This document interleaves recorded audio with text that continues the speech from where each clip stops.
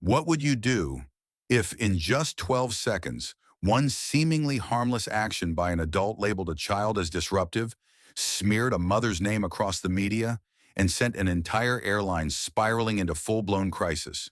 No screaming, no blood, just a broken pair of glasses. The glasses weren't worth much, but the way they were broken, ignored, and then weaponized in a media firestorm, that's what made people stop and look.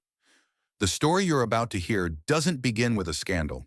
It begins with silence, and it ends with a twist no one saw coming.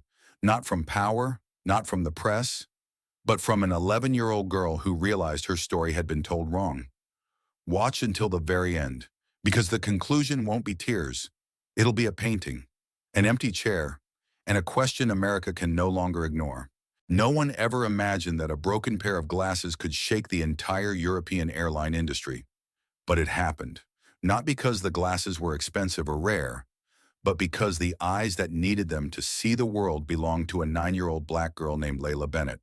And the person who broke them was a uniformed representative of Skyreach Air, the very airline whose entire fuel supply system happened to be contracted to Layla's father.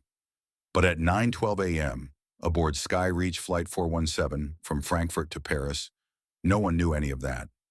All they saw was a small girl in seat 6A of business class, silently assembling a miniature Lego spaceship with near absolute focus. Seated beside her was her mother, Sandra Bennett, a woman in a beige knit sweater, her hair tied back in a low bun, calmly reading a French travel magazine. No one recognized her as a former law professor at Georgetown University who had left academia to raise her daughter full-time. They weren't loud. They didn't draw attention. They didn't fit the stereotype of the flashy, talkative business class elite.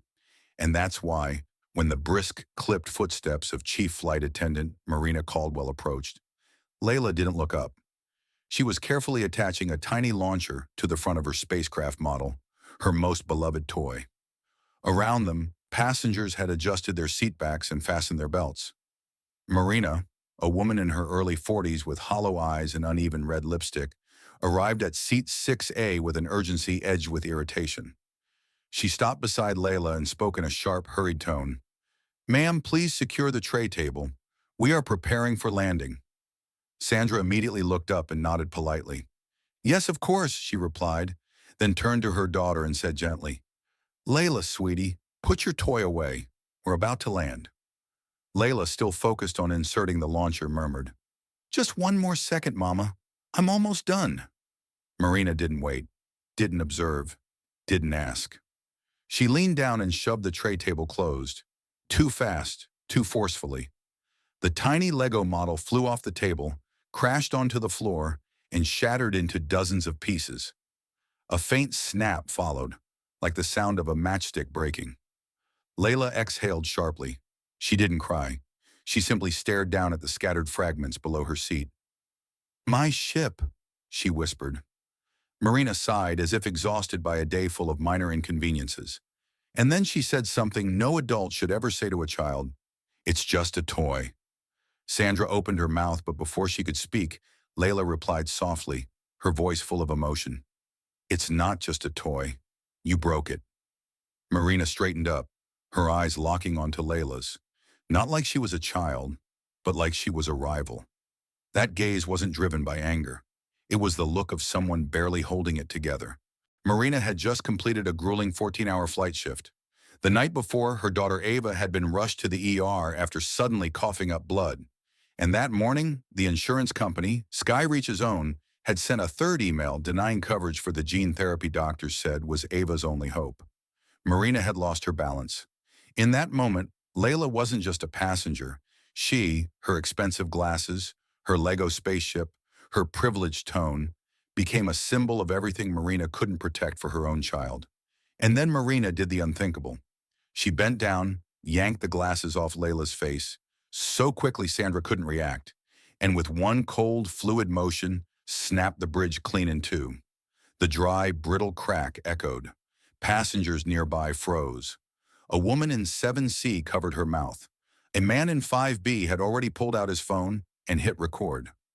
Marina stood still, the broken pieces clattering onto the tray table. Layla didn't scream, didn't cry. She just sat there, still.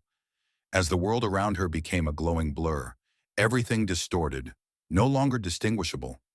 She couldn't see her mother's face, couldn't see the floor, couldn't even see the shattered model lying in ruins at her feet. Marina seemed to snap out of a trance. She stepped back, staring at the broken glasses as if she had just killed something small and innocent with her own hands. I, I didn't, she stammered, but it was too late. Sandra didn't yell, didn't lash out. She simply bent down and wrapped her daughter in her arms. Layla trembled. She said nothing, just clung to her mother. Sandra gently stroked her back, her eyes meeting Marina's with a calm, unreadable expression. She said nothing. Didn't demand an apology. Didn't ask to speak to a manager.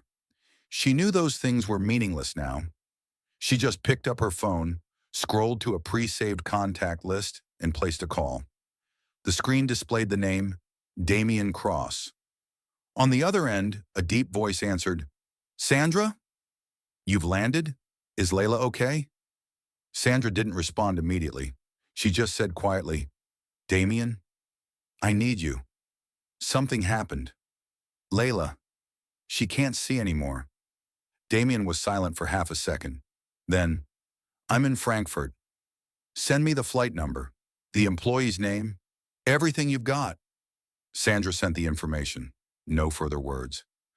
Layla still buried her face in her mother's shoulder, the world around her fading like water, blurring the edges of an oil painting.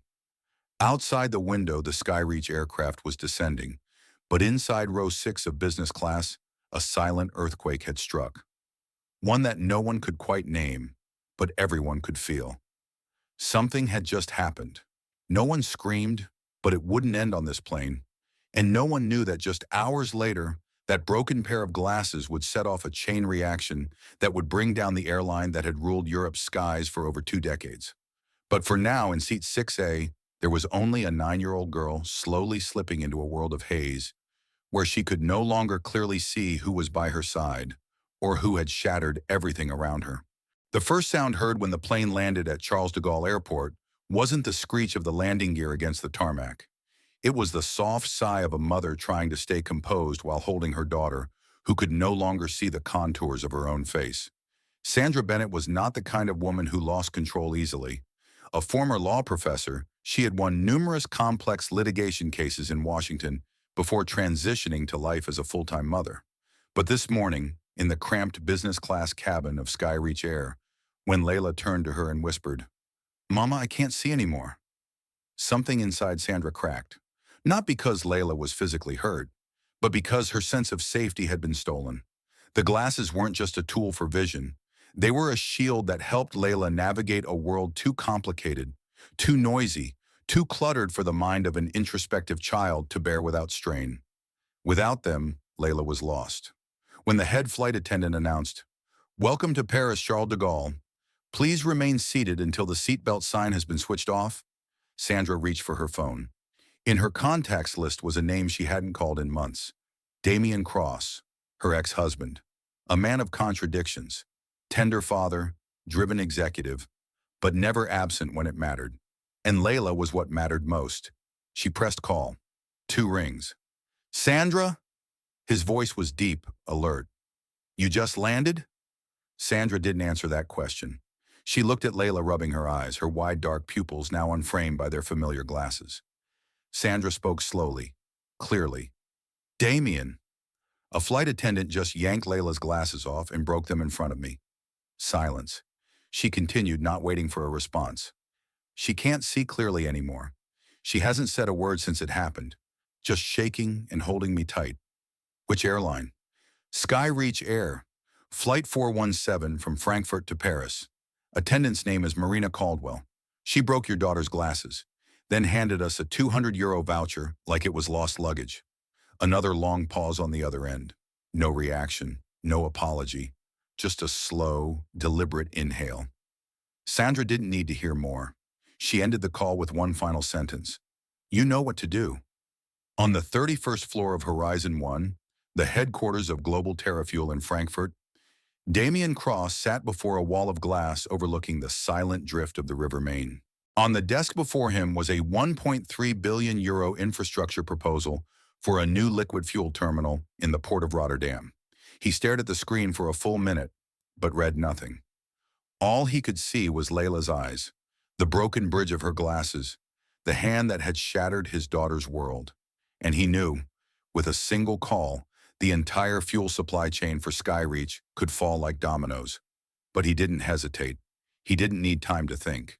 He called the direct line of Elliot Granger, CEO of Skyreach Air, a polished executive with an MBA from INSEAD, who had once shared lunch with Damien at the European Aviation Summit just 2 months earlier. Elliot answered on the second ring. Damien, what a pleasure to hear from you. I was just reading that analysis of your Baltic strategy.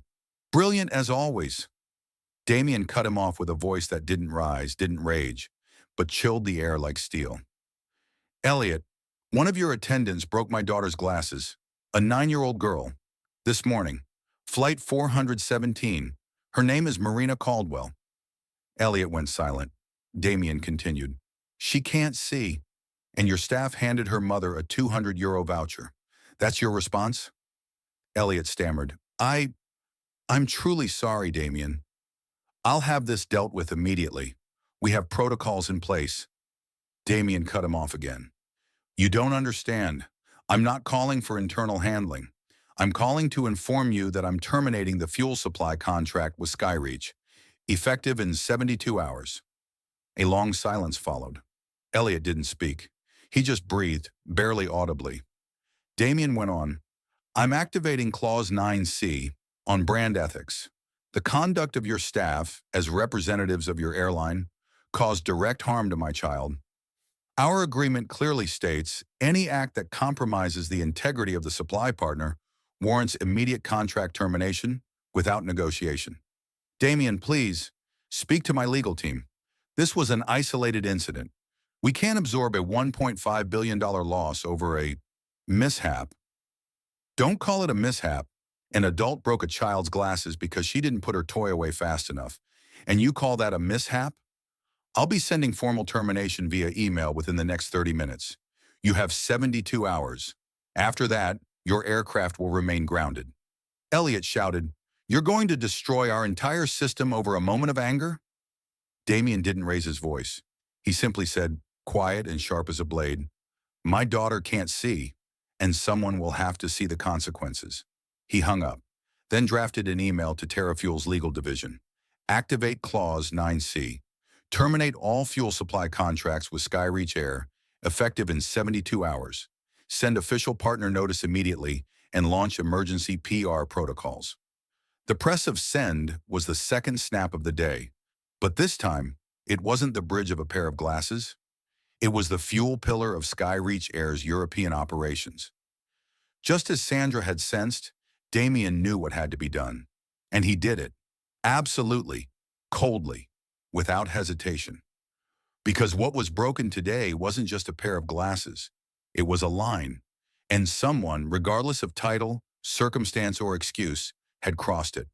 30 minutes after Damien Cross sent the email activating Clause 9C, the internal communication system at Global TerraFuel's Frankfurt headquarters switched to critical status. Flashing orange lights appeared on the executive operations board, accompanied by bold text, Skyreach termination active, legal, logistics, PR immediate response required. The first person to receive the email wasn't the chief legal officer, nor the PR department. It was the head of global fuel coordination, a man named Brenton Weiss, known for being as cold and precise as the Nordic climate itself. Brenton had just taken a sip of coffee when the email landed in his inbox with a subject line that read simply, Execute, Termination 9C, Skyreach Air. He paused, stared at the words, then checked the time. 9:48 a.m. Beside him, a monitoring screen displayed the entire Skyreach fuel supply map for Europe and North America. 41 airports, 212 active routes, more than 1,900 refueling operations daily. Everything functioning with the precision of a Swiss watch.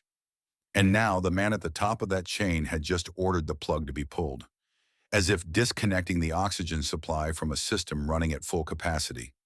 Brenton didn't ask why. He didn't protest. He simply opened the contract management software, marked all SkyReach link nodes as pending shutdown, and scheduled their status to switch to inactive at 0000 on Sunday, exactly 72 hours from the activation moment.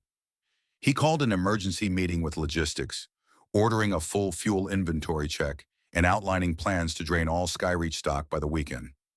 Elsewhere in the same building, on the 24th floor, Global TerraFuel's chief legal counsel, Naomi Hart, was preparing the official legal document to send to SkyReach, citing the brand ethics clause in contract GSX-SR 2021. She carefully read Damien's email and inserted a direct excerpt. Should any act, statement, or incident by SkyReach personnel, whether direct or indirect, result in reputational, ethical, or material harm to TerraFuel or any family member of its senior leadership, the supplier reserves the right to unilaterally terminate the contract without negotiation. Naomi nodded. The clause had been meticulously negotiated 3 years ago. Damien had insisted on including it as part of the preferred bid package, a strategic move no one ever expected to be invoked this ruthlessly.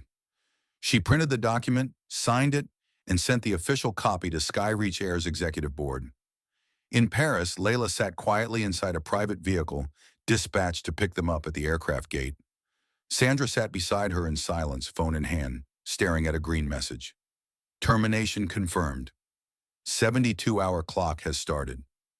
Layla squinted slightly at the sunlight streaming through the window, her unframed eyes adjusting. Mama, why is everyone calling Daddy? Sandra turned to her, gently brushing her hair. Because sometimes one person really can stop the whole world. Layla gave a small nod and looked forward. She didn't understand it all, but she understood something big was moving, and it had begun the moment her glasses were broken in two. At the same time, inside SkyReach Air's headquarters in Geneva, CEO Elliot Granger's personal phone wouldn't stop ringing. After his brief call with Damien, he had informed the board of directors, but before he could take further action, TerraFuel's termination email had arrived, official, final, and legally binding. SkyReach's internal legal team confirmed the contract allowed it. TerraFuel had every right to invoke Clause 9C. No negotiations, no compensation, no grace period. In less than 20 minutes, SkyReach's internal alert system pushed an emergency message. Supply interruption, Terra terminated contract, 72 hours to alternative fuel sourcing. At the Flight Operations Center at Charles de Gaulle Airport, the night shift lead received the notice. By Sunday, all SkyReach routes dependent on TerraFuel must cease operation unless alternative plans were in place. Satellite airports relying on Terra, Madrid, Vienna, Oslo, each responded with urgent queries. No one knew what to do, because no airline had ever lost its main fuel supplier over a pair of children's glasses. Within an hour, the crisis spread like a virus. SkyReach's PR team called an emergency meeting. One spokesperson proposed a silent response strategy, but it was rejected. A video from Flight 417 was already spreading across Reddit, Twitter, and TikTok. A 23-second clip clearly showing Marina Caldwell holding Layla's glasses, snapping them in half, and coldly tossing them onto the tray table. The internet was outraged. From hashtag Justice for Layla to hashtag Boycott SkyReach, thousands of shares per minute. An anonymous tweet read, "My daughter also had her inhaler taken by SkyReach flight crew last year. She almost passed out. These people have no compassion." Instantly, a third hashtag emerged. #SkyReach stories, #. The public wasn't waiting for an official statement. The internet had already launched a full-scale public trial. Marina Caldwell still didn't know what was happening. Having just finished filing post-flight paperwork, she stepped into the crew corridor and found 3 individuals in SkyReach security uniforms waiting. "Marina Caldwell? Yes? Please come with us. There's an urgent matter that requires clarification." Marina felt her stomach drop. A cold emptiness crawled up her spine. She had no idea what was coming, only that as the 3 led her out of the restricted area, the rest of the flight crew stood still, watching silently, eyes full of doubt. Some glanced at their phones, others turned away. No one spoke. No one defended her. Marina heard the automatic doors slide shut behind her, and she knew In that moment when the glasses snapped in half, her life had changed direction. Back at Skyreach headquarters, the executive board convened an emergency video meeting. A regional director blurted out, "Can we switch to another supplier?" The chief technical officer shook his head. "Not in time. Airport-level fuel contracts require at least 90 days. Storage depots haven't been set up. Approval protocols take a minimum of 3 months. We can't operate within 72 hours." Another voice asked, "How much reserve fuel do we have left?" "Not enough for 48 hours. Elliot tried to keep calm. "Call Damien. Try to renegotiate. Offer a 30-day extension. We'll cover any damages." The legal head shook her head. "You don't know Cross. He doesn't negotiate when he's been disrespected." Elliot clenched his fists. Veins on his wrist bulged. "We can't let a child dictate the global fuel market." No one responded, because everyone knew that child had done nothing wrong. It was the adults who had shattered the boundaries. And now the fury of a father was no longer personal. It had become a direct strike against the entire operational framework of Skyreach. And the countdown had already begun, second by second. That afternoon, clouds darkened the Paris sky. Inside Skyreach Air's regional office, a sleek glass building overlooking La Défense Boulevard, communications assistants sat hunched over their screens, the cold blue glow from crisis dashboards reflecting off tense, pale faces. The airline's positive media sentiment graph had just crashed. Meanwhile, the brand crisis index surged in the opposite direction, spiking vertically like a spear piercing the screen. But what truly held the entire room in breathless silence was a 23-second video that had gone viral on Twitter, now surpassing 3.2 million views in just 6 hours. In the video, shot at an angle from seat 7B, Marina Caldwell, in full Skyreach flight attendant uniform, approached seat 6A, leaned down, yanked a pair of glasses from the face of a little black girl, and without the slightest emotion, snapped the frame in half before tossing it onto the foldable tray table. The passenger who recorded the video added a caption, "I watched this woman snap a little girl's glasses in half because she wasn't listening fast enough. What the hell is wrong with this airline?" The comments section exploded. "This is child assault. Immediate termination. Unforgivable. That little girl is clearly a minority. What are you people doing to black passengers?" And then the hashtags came, spreading like wildfire. Hashtag Justice for Layla. Hashtag Boycott Skyreach. Hashtag Skyreach Stories. Hundreds of users began sharing their own horror stories while flying with Skyreach. Someone recalled being removed from business class for wearing a hoodie. A woman said her son was denied boarding with his insulin. Another posted a photo of a Skyreach employee spilling hot coffee on her 80-year-old grandmother's lap without apologizing. Stories that once existed as hushed complaints in shadowed corners were now spotlighted and amplified into a collective public indictment. Within less than 4 hours after the video's breakout, an internal email was issued to all Skyreach employees. "Marina Caldwell is no longer employed by Skyreach Air. We do not condone her behavior. We are launching a full internal investigation." Simultaneously, the airline's homepage changed its profile image to a black background with a thin line of white text. "We are listening." But the internet wasn't listening. The public didn't want apologies. They wanted blood. On Skyreach's Instagram account, the same line appeared hundreds of times. "A voucher won't fix blindness." On Reddit, a thread with nearly 3,000 comments dissected each frame of the video, from Marina's expressionless face, to the shocked passenger reactions behind her, to the moment Layla sat completely still, the light glinting off her face now bare of glasses.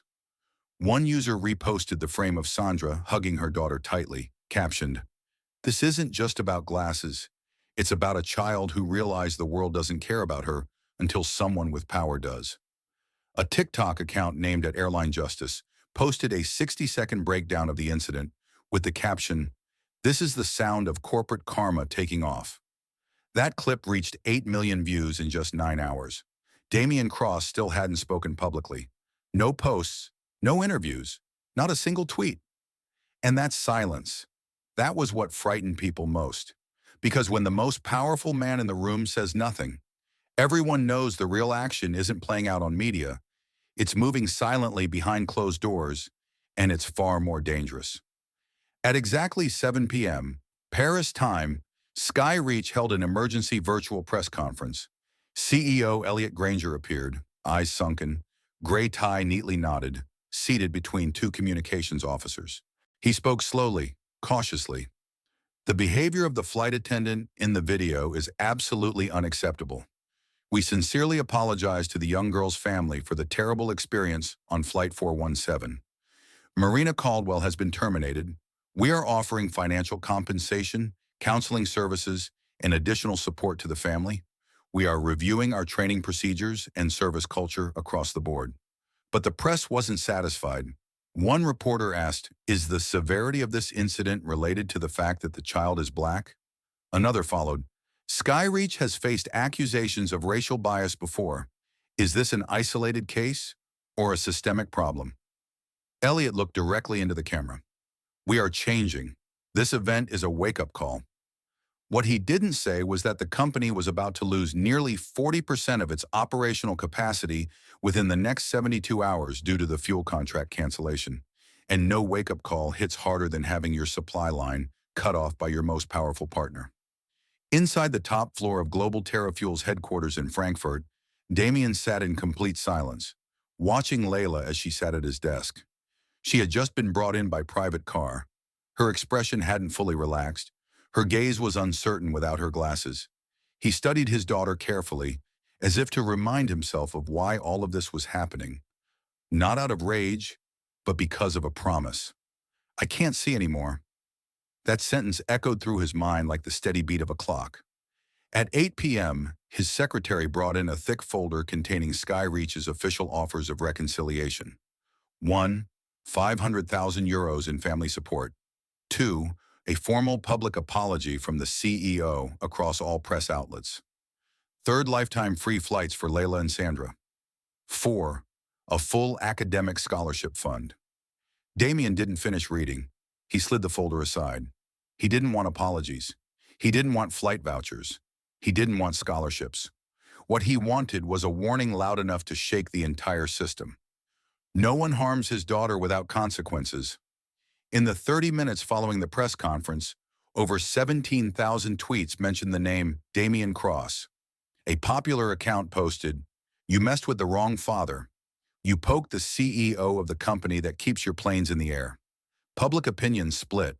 Some cheered him on. Others began to ask, should a single misconduct bring down an entire airline, costing tens of thousands of jobs? But no one could deny this much. Damien's strike was precise, merciless, and it rippled wide. That night, crisis calls lit up inside Skyreach's headquarters. The communications team hired an external crisis firm. Human Resources launched a review of past complaints to identify future risks. Legal teams scrambled to renegotiate an extension of the fuel supply deadline by a week. But no one could reach Damien Cross. One of Skyreach's legal assistants sent him an email at 9:43 p.m.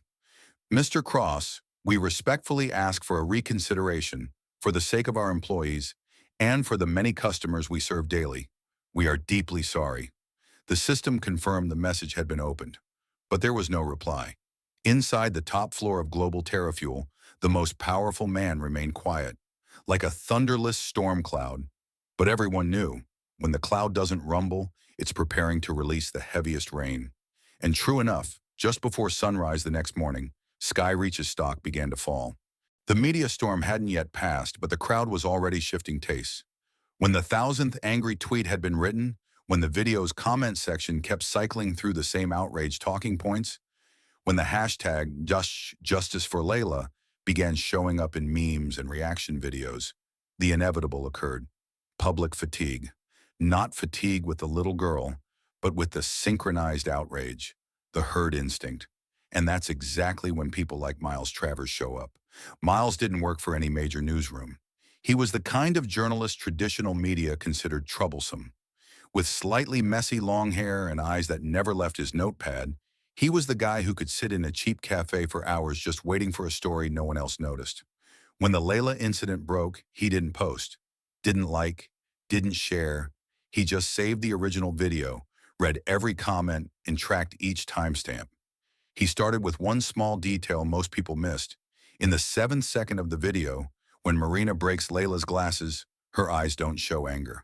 They look empty, no clear motive, no typical emotional trigger. It was the look of someone who had nothing left to feel. Miles wrote it down. He searched Marina Caldwell on LinkedIn. Only one match fit the industry and region. Her profile read, Flight Purser, Skyreach Air, 14 years experience, Geneva base. He sent an email, no reply. He tracked her address through the flight attendant union and labor licensing. And eventually on Friday afternoon, he stood in front of an aging apartment complex on the outskirts of Lyon, listed as Marina's residence. The hallway was dark and damp. The elevator didn't work. Miles walked to the 5th floor and knocked on Unit 5B. No answer. He left a business card under the door. He didn't expect a response, but he had planted a seed, and his seeds always had a way of growing. That evening, he received a message by email. I don't want to talk. I'm tired, but there's someone who should speak for me. She used to work with me. Address attached. Miles read it, then deleted it. The next morning, he went to a small diner in an old industrial zone near Besançon, where a middle-aged woman named Claudine worked as a waitress. When he asked about Marina Caldwell, the woman looked at him for a long moment before asking, You're the one who wants to know why a mother snapped a child's glasses without regret, aren't you? Miles nodded. Claudine poured him more coffee, then began. Marina had a daughter named Ava, a 7-year-old girl with brown hair and a round face, diagnosed with advanced cystic fibrosis at age 3. Ava's father left not long after. Marina raised her alone, juggling work and caregiving. Every time Ava was hospitalized, Marina had to call out of work. When she exceeded her allotted hours, Skyreach deducted her pay. When she surpassed the number of sick leave days, they made her sign a professional conduct agreement. She agreed because she had no other choice. Last year, doctors mentioned a new gene therapy that could significantly improve Ava's condition, but it was prohibitively expensive. Marina applied to Skyreach's internal insurance program. First denial, insufficient clinical data. Second denial, not medically essential. The third, on the very morning of the incident, was final. The email simply said, This case will not be reconsidered. An hour later, she got a call from the hospital. Ava had suffered a sudden pulmonary spasm and was on a ventilator. Marina took a long-haul Paris shift to clock enough hours for weekend hazard pay to cover the bills. She boarded that plane with 2 hours of sleep and a heart crushed under weight. Miles listened without interruption. He asked for a photo of Ava. Claudine handed him a phone image. A tiny girl wearing an oxygen mask, clutching an old stuffed bear, eyes squinting away from light. Miles went home and opened his laptop. At 8:05 a.m. Sunday, he published a new blog post titled, The Woman in Row 6B. It wasn't written in journalistic structure, but like a forgotten story left in someone's checked baggage. He didn't excuse Marina. In fact, he began the post with, She did something wrong, something terrible, something she should never have done. But he added, What's worse is when we see an act and think we understand a person. The post was shared 5,000 times in the first 3 hours. 6 hours later, that number reached 120,000. Within 24 hours, Ava Caldwell, a name no one had ever heard, became the second face of the story. An anonymous user created a GoFundMe for Ava. Initial goal, 30,000 euros. After 2 days, it passed 480,000 euros. In the description, the organizer wrote, She shouldn't have snapped the glasses, but her employer snapped something much bigger. Her hope. Damien Cross read the blog on his tablet during a TerraFuel strategy meeting. No one spoke when he set the device down. No one asked. But everyone understood. A crack had begun to form in the anger. Marina didn't speak to the press, but news outlets began knocking on doors at her Lyon apartment. Neighbors said they had seen her carrying her daughter into a taxi at midnight. Said she always nodded politely, always respectful. One neighbor said, She used to swap shifts to avoid working when her daughter needed infusions. And suddenly the internet, once calling to burn Marina Caldwell, began to shift. A Medium post titled, We broke her before she broke the glasses, reached over 1 million reads within 16 hours. Marina was no longer just the flight attendant who hurt a child. She became a symbol of a mother drained by a system. In-depth articles started questioning Skyreach. How can a major airline have such poor insurance policies that an employee is forced to take double shifts while her child is in crisis? Meanwhile, Ava was transferred to a Geneva hospital where an emergency approval for gene therapy was granted after the medical team saw the community's response. Marina didn't speak, didn't correct the record. She just held her daughter's hand and waited. But others had started speaking for her. And for the first time since the incident, the public asked, is she a monster, or did the system make her one? Damian Cross remained silent, but those close to him noticed something. His first call that morning wasn't to legal, not to PR. It was to a medical foundation in Switzerland that funds gene therapy research for children with rare diseases. He didn't leave a name, didn't request recognition. He just wired funds from an anonymous account. And while no one can say for sure, many believe Ava Caldwell received a private grant right before her trial treatment began. That night, Layla hugged her mother tightly as Ava's name appeared on the TV. Mama, who is she? Sandra gently squeezed her daughter's shoulder. Someone who made a mistake, but she's not a bad person. And that was when the world began to understand the difference between a wrong action and a person pushed to their edge. Marina Caldwell, the woman in row 6B, was no longer just a side character in a wave of collective outrage. She became the center of a bigger question. If a system pushes a good person to lose control for 1 minute, who is truly to blame? Her or us, the ones who allowed it to happen? On Monday morning, as Skyreach's stock continued to drop another 12% within the first 90 minutes of trading, a quieter but far more unsettling shift was unfolding in an unexpected place. The comment sections under articles about Damian Cross. Just a week earlier, he had been the embodiment of the ideal father, the billionaire who loves his daughter, the CEO who stood up for what's right. But now, one post at a time, one podcast at a time, questions began to surface. Is he using economic power to teach the world a lesson because of personal hurt? One social media user wrote, I understand why he was furious, but was it necessary to jeopardize thousands of jobs over one person's actions? A financial journalist posted on LinkedIn, Cross may be a good father, but he's acting like a corporate dictator. If CEOs start using contracts to settle personal scores, what's the point of having a legal or commercial system? These weren't just gut reactions. They were fueled by a wave of deeper analysis. Who really suffered from the $1.8 billion contract cancellation?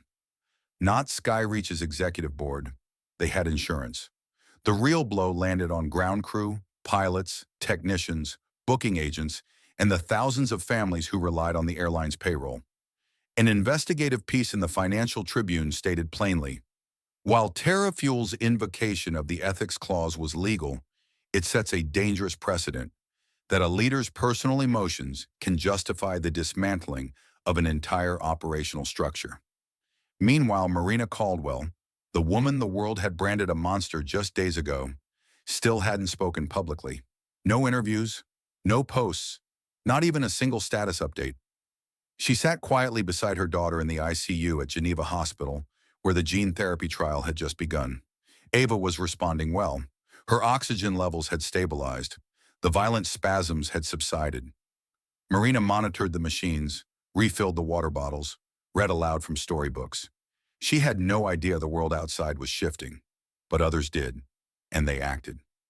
By Tuesday morning, Ava's GoFundMe had surpassed 1 million euros.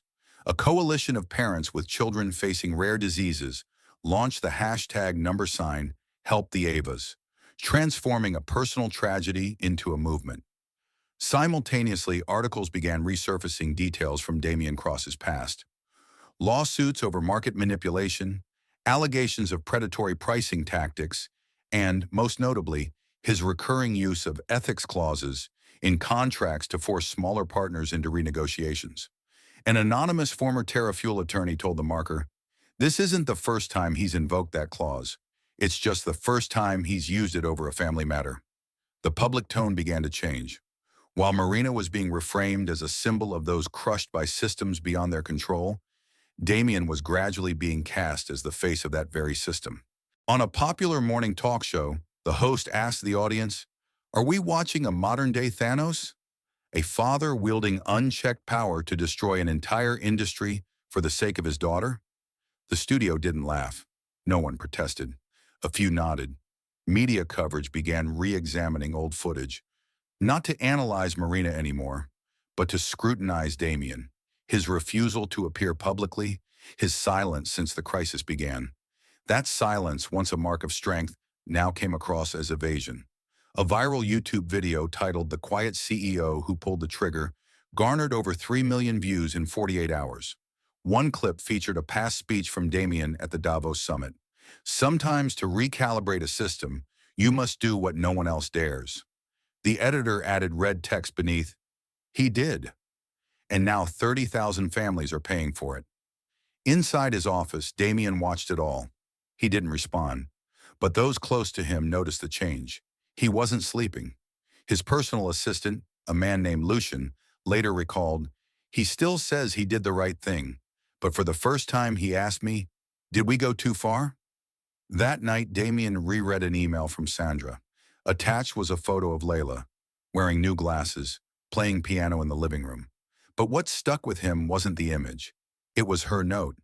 "She's okay now, but I'm not sure she needs her father to destroy the world to protect her." That sentence haunted him through the night.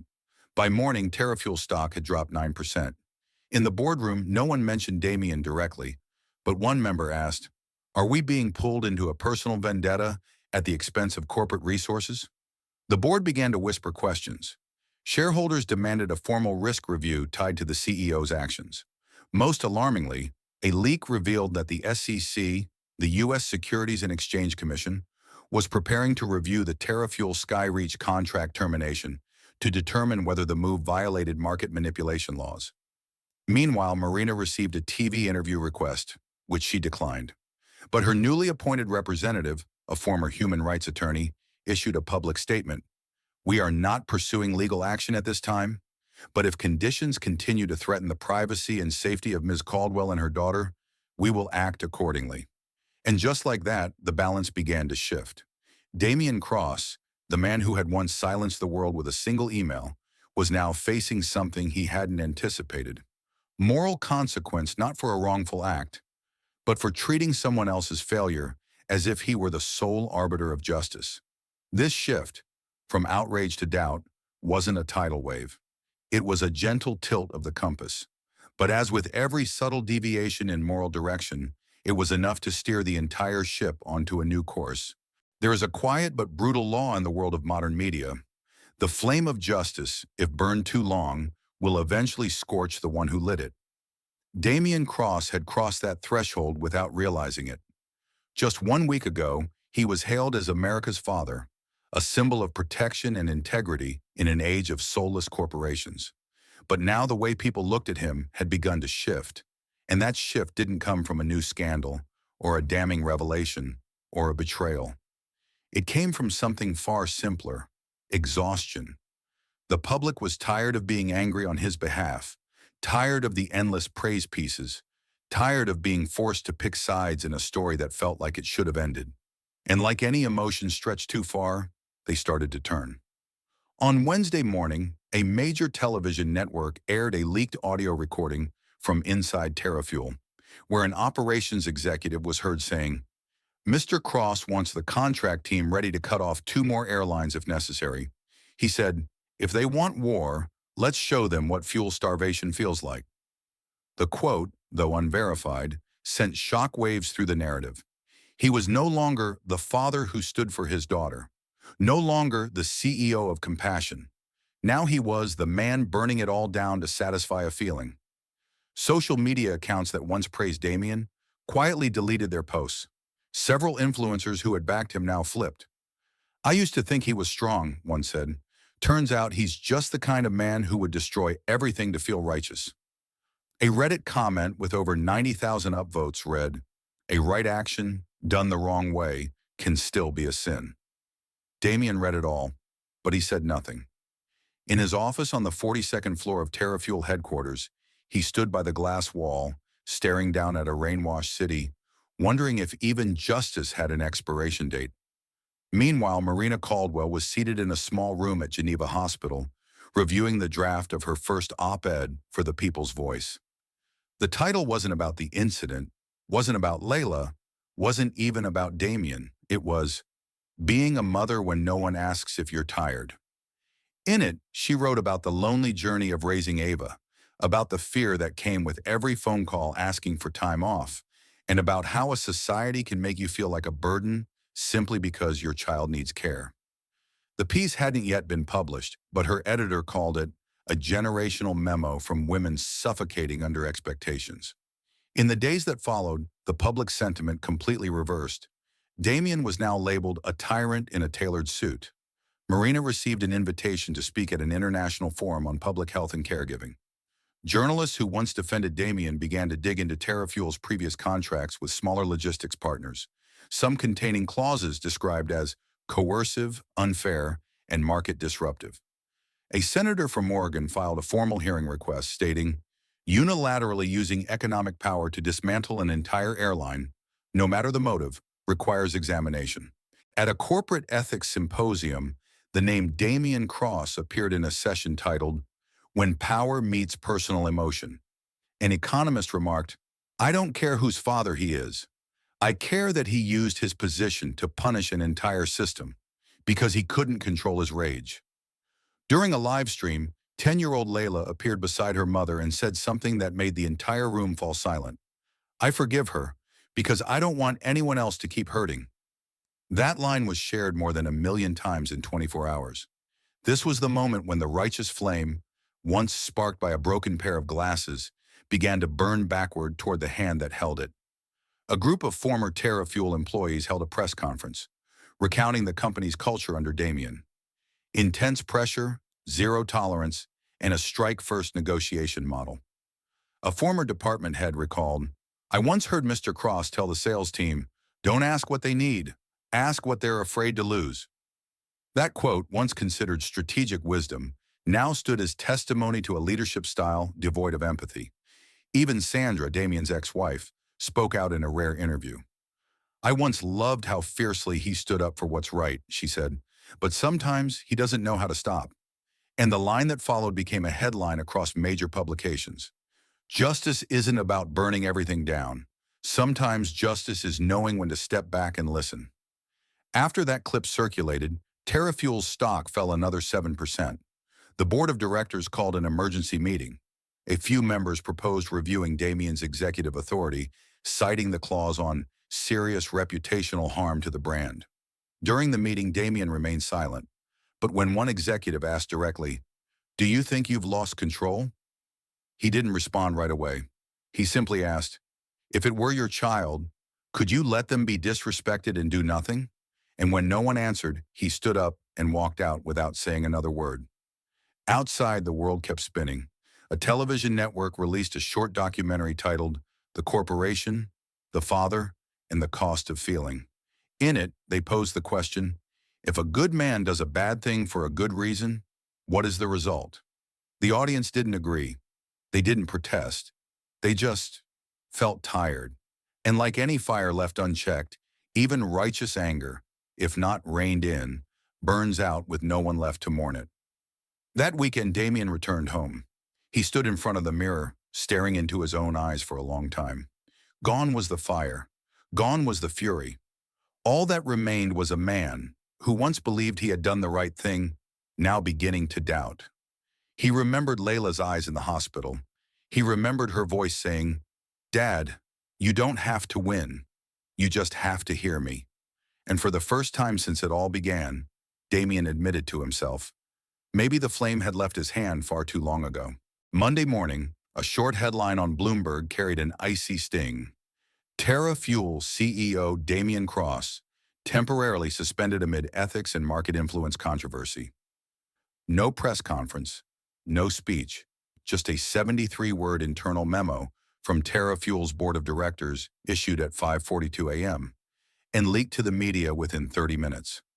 From his corner office on the 42nd floor, Damien was dropped into administrative hold status with the explanation, negative impact on global brand reputation and financial sustainability. In reality, it was an unofficial exile. He wasn't fired, but he was stripped of all decision-making authority. He became a man handcuffed by his own company, not permanently, but undeniably. As the news spread, TerraFuel's stock ticked up 1.8%, the only sign investors still wanted the company to survive, even if it meant doing so without him. Damien read the headline alone, inside his apartment on the 31st floor of Raincroft Tower, a place that once served as a peaceful retreat after billion-dollar negotiations, now reduced to a quiet holding cell for a man who could no longer set foot inside his own headquarters. He made coffee but didn't drink it, turned on the news but muted it after 2 minutes. His phone showed over 300 unread messages, not congratulations, but canceled meetings, severed partnerships, and worse, silence. Out of all the names scrolling past, only one message made him stop. It was from Marina Caldwell. A single line. "We need to talk." Not for me, for the two girls. Two girls. Damien knew she meant Ava and Layla. Two children pulled into a war adults had labeled justice. One injured, one used as a symbol, neither given a choice. He replied, "I'll come." And a few hours later, they met in a small room at Geneva's Pediatric Recovery Center, where Ava was still undergoing treatment. Marina arrived first, same gray wool coat, bare face, holding a children's book in her hand. Damien came in afterward. No designer suit, just a worn dress shirt and a face stripped of posture. No bodyguards, no cameras, no press. Just two people and a silence that stretched over 30 seconds. Marina spoke first. "Do you know you went too far?" Damien looked down at his hands before answering, without defense. "I don't know anymore. I just know she cried, and I wanted the world to hear it." Marina didn't argue. She flipped a page and said softly, "Ava still doesn't see clearly, but she's smiling more. Maybe I was afraid too." That moment, between two people once cast as enemies, was not a reconciliation. It was recognition. That each had bled in their own way. That in trying to protect something sacred, they had each caused harm they never intended. Damien sat in the chair across from her, no longer a CEO, no longer the man behind billion-dollar contracts, just a failed father trying to understand a failed mother. "I'm not trying to blame you," he said. "I just didn't know any other way to be heard." Marina nodded gently. "I know." Outside that room, the media storm still raged. Reporters dredged up every detail of Damien's personal life. His failed marriage with Sandra, his role in forcing a small energy startup into bankruptcy, and business decisions now branded as unethical. But in the middle of that frenzy, a quiet blog post from Marina began to spread. Just 600 words long, titled, "An Apology Shouldn't Come from Just One Person." In it, she wrote, "No one in this story was entirely right. I once thought Damien Cross was a monster. Then I realized sometimes monsters are just people so broken they don't know they're hurting others. I'm not offering forgiveness, but I understand, and I hope we can stop throwing fuel onto the fire that already burned us both."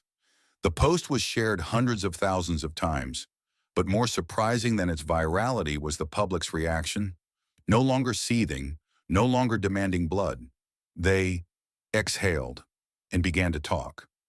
New conversations emerged about power in corporations, about the ethics of punishing mistakes, about the limits of protection, and most of all, about how entire systems must learn to listen before they are forced to apologize.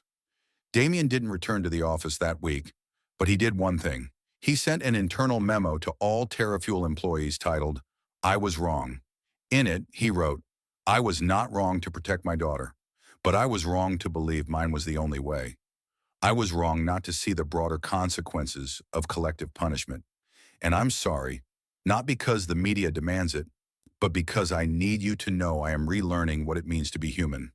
The memo wasn't publicly released, but it leaked. And this time, the reaction wasn't outrage. One Twitter user wrote, "Maybe this is the first time I've seen a powerful man say, 'I was wrong,' without blaming anyone else." Investors began to return. Former partners who had severed ties with TerraFuel reached out to renegotiate. But more importantly, thousands of employees, once ashamed to utter the name Damien, began to say it again without fear. As for Marina, she resumed her work at a nonprofit supporting parents of children with rare diseases. But this time, she was appointed strategic director. Layla and Ava, once pawns in a grown-up war, became bridges. Together, they participated in a healing arts program where children wrote letters to each other about hurts too deep for words. Damien and Marina didn't become friends. They didn't need to. But one autumn afternoon, they both sat quietly in the back row of a conference in Geneva, not as keynote speakers, but as learners.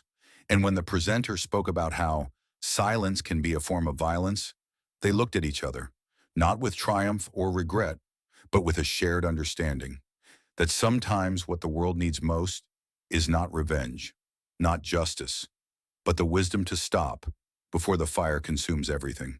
Damien never intended to open that drawer. It was the one on the left side of Layla's small desk, the desk she used to draw, journal, or sometimes just scatter crayons and paper as if to declare that the world needed more color than structure. After being suspended from TerraFuel, he spent more time at home, not because he wanted to, but because there was nowhere else he could go without being seen as a symbol of failure. Layla was at school, and Sandra had been avoiding him ever since everything happened. Damien wandered through the house he had paid to build, but never truly lived in.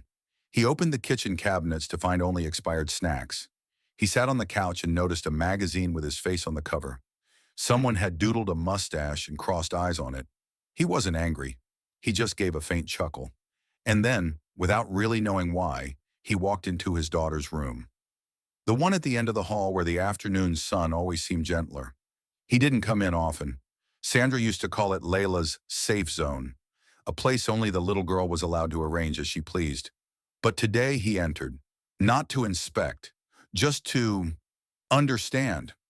And when he accidentally pulled open the small left drawer of the desk, he found a bundle of papers tied together with a pink yarn string. The top page bore messy but careful handwriting, things I don't know how to say right.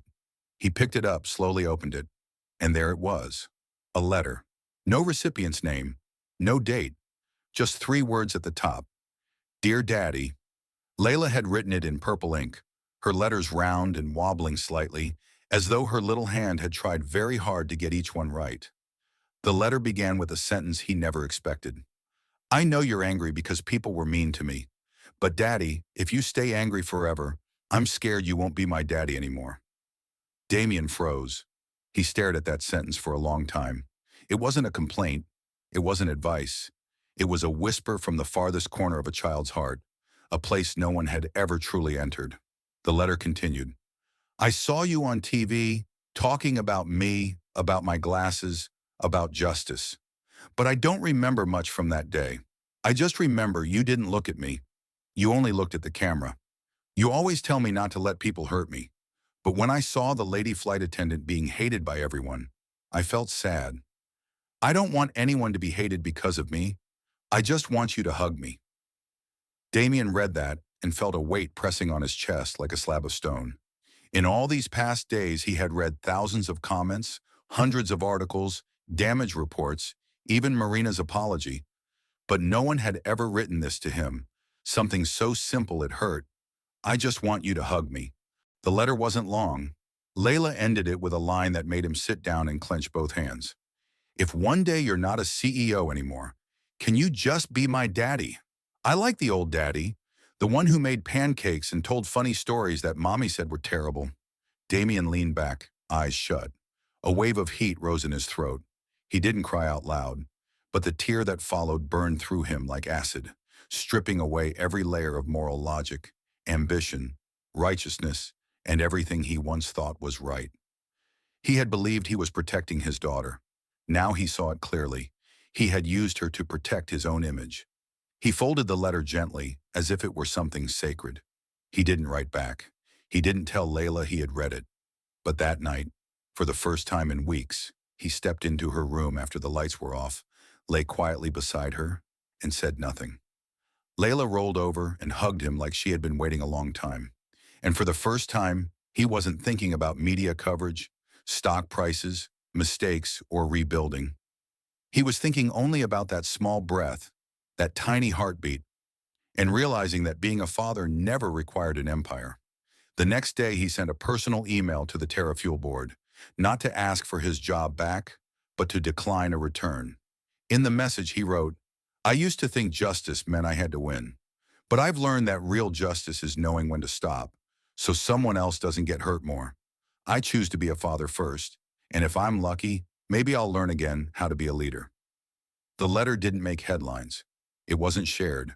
No hashtags were born. But it did something no one expected. The board members, previously silent, each sent him handwritten notes, thanking him for reminding them of something the company had forgotten: humanity.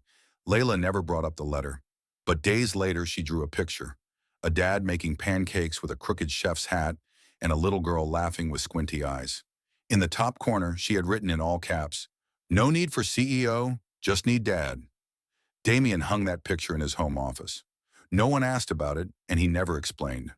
Because sometimes the most important thing is the one that was never sent. The cafe sat tucked in a quiet corner on the west side of Kessler Park, where the afternoon light slid gently through round-pane windows, casting lazy streaks of gold across the surface of old oak tables. Marina arrived first. She chose a seat by the window, ordered a low-milk latte, and didn't bring her phone. This wasn't a meeting to fact-check.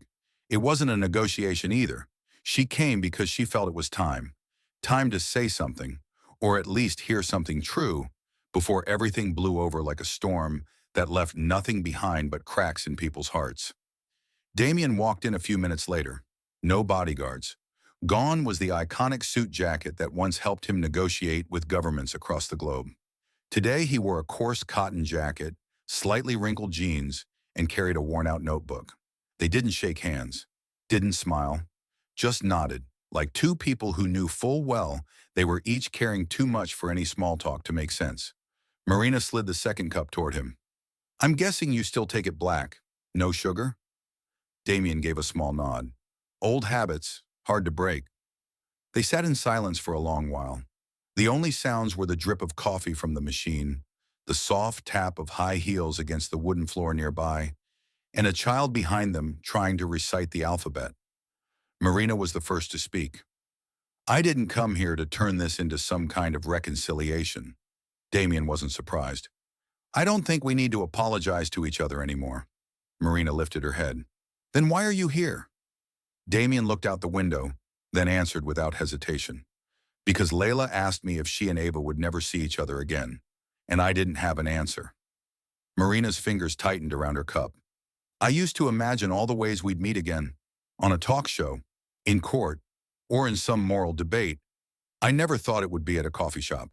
Damien replied, "I never thought I'd sit across from the woman I once saw as the biggest threat to my daughter's public image, and feel grateful." Marina gave a faint smile, not sarcastic, just a breath of quiet recognition of the unspoken truth. That it was the crisis itself that had forced them to become the most honest versions of themselves. Not for audiences, not for shareholders, but for the children who didn't need justice. Only adults who were willing to listen. "You know," Marina said, "I used to think I was a good person. I ran an organization, helped the poor, fought for single parents. I believed I was doing right. But when Ava got hurt, I lost control. I couldn't see her. I only saw my own fear. And then I used that fear as a shield for what I called a community mission." Damien said nothing. He listened, really listened. No interruptions, no reactions. Marina continued, "I think you also thought you were doing the right thing, until it became a disaster. Am I right?" Damien nodded slightly. "Yes, I thought protecting my daughter was the absolute priority. I wasn't wrong about that. But I was wrong to think that any action done in the name of love deserved to be forgiven. I used power to silence other voices, instead of teaching Layla how to hold on to hers without having to scream." Marina looked into his eyes. For the first time, she saw no fire there, only ash. Not because he had lost, but because he had burned himself out in a war that didn't need a victor. Damien pulled out a piece of paper from his jacket pocket. It was a copy of Layla's letter that he'd kept. He didn't hand it to Marina, just placed it lightly on the table so she could read the first line. "I know you're angry because I was treated badly, but if you stay angry forever, I'm scared you won't be my dad anymore." Marina finished reading. asked no questions about why he brought it. She simply sighed. I guess we both heard what we needed to hear, but not from the public, from the kids. Damien said softly, we never needed each other to fix what was broken. But maybe the kids need both of us to believe that forgiveness is possible without erasing the past. Marina nodded. I can't forget, but I can teach my child that forgiveness isn't something others have to earn. It's something we give ourselves to lighten the weight. They both raised their cups. No clink. Just two coffees lifted at the same time. One black, one with milk. Both hot, both full. Like two stories, different, but holding the same thing, a truth that could no longer be denied. As Damien stood up to leave, Marina called out, are you planning to write a book about all this? Damien shook his head. Number, I'm not turning my daughter's pain into a rebranding strategy. Marina smiled, this time genuinely. Good, because if you did, I'd write mine first. They laughed, not because everything was fine, but because finally they could laugh without guilt. Before leaving, Damien turned back and pulled out another small piece of paper. It was a note from Layla to Ava, written in purple ink. If you write a letter to a friend who hasn't read it yet, maybe they're writing one to you too. Marina took it, eyes glistening.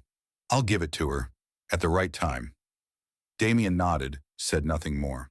He walked out of the cafe without the empty cup he'd finished, but carrying something far more important, a truth that had just been acknowledged without needing any courtroom. And then, as Marina sat alone, looking out at the park, the view had changed. She no longer saw the battle, no longer saw betrayal. She saw an empty bench, where two children could one day sit and read together, where two former adversaries could talk without trying to win. And she smiled, this time not for Damien, not for Ava, but for herself. The woman who finally learned how to listen to her own voice. The media had moved on. After nearly 2 months of relentlessly dissecting the scandal involving Damien Cross and the confrontation aboard Flight DA-217, the news cycle had drifted toward hotter topics. A dramatic midterm election, a shocking new AI breakthrough, and podcast series that analyzed the media itself. Headlines that once sliced like daggers now sat dormant in archives, alongside hashtags that had long since gone cold. But while the world turned the page, there were those who remained, gathering the pieces not to rebuild what was lost, but to build something else, something that had never existed before. Marina Caldwell didn't return to television. She declined every interview invitation, even from networks that once defended her. On an unannounced Tuesday morning, she held a small meeting inside a co-working space in South Midtown. 12 people attended. None of them were influencers or op-ed columnists. They were parents who had once been threatened for standing up against school bullying. They were young psychologists fresh out of grad school, holding theses on the psychological harm of exploiting children's images in media crises. And they listened to Marina, not because she had once been the center of the story, but because for the first time, someone dared to begin again by not talking about themselves. Reconnect isn't here to clear my name, Marina began, her hand resting on a thick folder in front of her. It's here to make sure children caught in the crossfires of adult battles don't pay for it with their childhoods. There was no applause, no live stream, but there were eyes that began to light up, not because they believed in her, but because they realized they weren't alone. In the following 3 weeks, Reconnect began operating, not loud, not flashy. They visited schools, met with parent councils, and invited teachers to workshops on recognizing secondary trauma in children. Marina didn't sign every document. She appeared less and less, retreating into the role of connector, letting those who truly understood the field be the ones to speak. Around the same time, a photo of Damien Cross appeared on a single-parent community forum, not in his usual Armani suit, but in a rolled-up shirt, washing dishes at a fundraising event for the Rise Family Sports Center in Queens. No one recognized him immediately. No one asked why he was there. People only knew that, after that day, Damien became an official volunteer, a finance mentor who taught young parents how to manage budgets, write resumes, and negotiate salaries. I used to think power meant million-dollar decisions, he told a class of 8, but I've come to understand real power is using your experience so others don't have to step through the same cracks. Layla and Ava saw each other again at a picnic organized by Reconnect. No cameras, no speeches. Marina sat with other parents under the trees, while Damien, in a plain t-shirt, joined the other dads roasting marshmallows. The two girls sat beside each other, not talking much, but laughing together when older kids set their marshmallow sticks on fire. It was the first time after everything that Marina and Damien shared a picnic shelter, a cup of cold lemonade, and nothing but peace between them. Neither of them had plans to rebuild their image. They didn't need to, and because of that, they achieved more than image ever could. Marina helped a group of Texas students advocate for policies protecting student identities in school controversies. Damien worked with a nonprofit to publish a series of guides called Parenting After the Fallout. They didn't collaborate, didn't co-found anything, didn't form an alliance, but they both became part of something. A new ecosystem where people once trapped in anger were now building bridges, not to return to where they'd been, but to go somewhere that had never been charted. At the end of June, Reconnect received a major grant from an anonymous donor. Marina received a confirmation email, along with a handwritten note. Not because I've forgiven, but because I believe you're doing the right thing. DC. She read it, didn't smile. She simply folded the note, tucked it into a drawer, and kept working. During a workshop lecture, Damien was asked, if you could go back to that very first moment, would you do anything differently? He was silent for a long time. Then he answered, I'm not sure I'd have the courage to do things differently, but I know I'd have the courage to stop sooner. The room fell quiet, not because the line was profound, but because it was true. The fire that once scorched two people, a community advocate and a CEO, was now burning quietly, no longer to destroy, but to warm, to light the way for those who come next, to build. Marina and Damien, they will never return to who they once were, but perhaps for that very reason, they're finally beginning. Edison Middle School sat on the edge of Golden Oaks Park, where the wind often slipped through wrought iron gates and lingered inside old stone walls like whispers of things once spoken. Every year, the school held a student art exhibition, a quiet rite of passage for children learning to cross the threshold from silence into voice. This year's theme was In Focus, but instead of the usual paintings or installations, the organizers posed a challenge. Each student had to choose a moment in their life that had been misunderstood, distorted, or left untold, and use any artistic medium to reclaim it exactly as they lived it. No edits, no adult filters. Out of more than 200 entries, 2 pieces made the judging panel pause and revisit again and again. Ava Caldwell from Class 7A submitted a 2-minute video clip showing a broken pair of glasses lying on the airplane floor. No clear perpetrator, no known witnesses, just the sound of someone breathing heavily and a child's voice whispering, "Sorry, I didn't stay quiet at the right time." Layla Cross, from Class 7C, submitted an oil pastel drawing, a single empty chair between 2 children facing away from each other. At the bottom of the canvas, in tiny writing, it read, "Sometimes what hurts is not the silence. It's that no one asked why I was silent." On the day of the exhibition, the school courtyard was cleared and polished. There was no press, no dignitaries, just parents, students, and a few former teachers. Marina arrived late, standing far in the back, tucked behind the last row of seats. Damien came early, but he didn't take a front row seat. He stood outside the tented area, hands in his jacket pockets, eyes following Layla as she stepped onto a makeshift stage of pinewood planks. No one announced her, no spotlight, just a microphone, and a piano that stood nearby, like it had wandered in by accident. Ava went first. She didn't recite a poem. She didn't give a speech. She simply played her video on the projector and let the room absorb it. When it ended, she stepped forward, picked up the mic, and said, "I used to think if I stayed quiet enough, no one would hate me. But I've learned that staying quiet doesn't make me invisible. It just lets other people tell my story wrong. Today I want to tell it myself.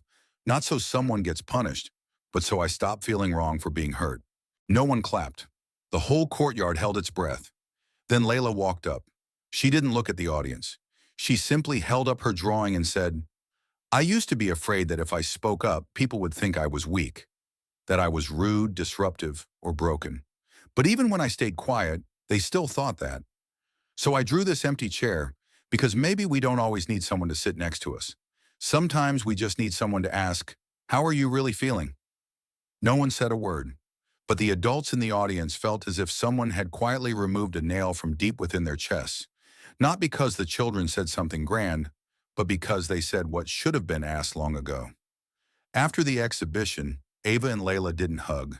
They didn't beam with victory, but they sat together under the tree behind the stage, sharing a bag of chocolate chip cookies.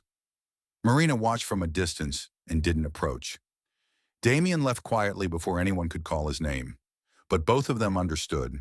They were no longer the main characters, and that, at last, was the most righteous outcome. A week later, Layla's drawing was selected as the official poster for Reconnect's new campaign, Children Are Not Props for Redemption. Her quote was printed in bold and distributed to middle schools across the country. Ava was invited to speak at a youth trauma recovery workshop, but she declined, sending only a voice note. Sometimes the best thing adults can do is listen and not rewrite our story.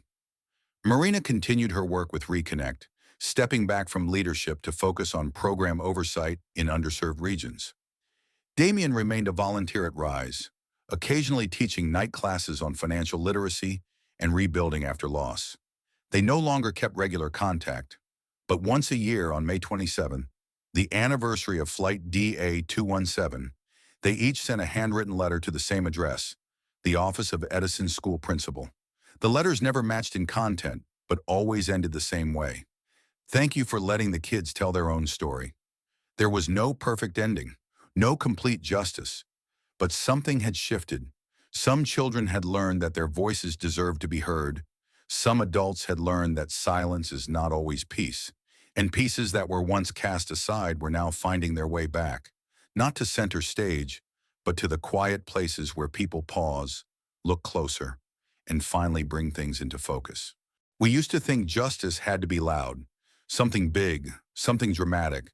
Someone had to fall, someone had to rise. But sometimes justice is simply a child being allowed to tell their story, uncut, unedited, and unheard no more. And you know what? Somewhere out there, there might still be empty chairs like the one in Layla's painting. Chairs quietly waiting for someone to ask, "Are you okay?" before it's too late. If this video made you feel a little warmer inside, love your child a little more, or feel a quiet anger about the times we stayed silent too long, leave a comment below. We want to hear your story, because sometimes the kindest thing you can do is to listen without interrupting. And if you believe that truth often comes from the ones we've silenced, hit subscribe so you don't miss the next story like this one. Because when we choose to listen more closely, the world becomes a little kinder, one moment at a time.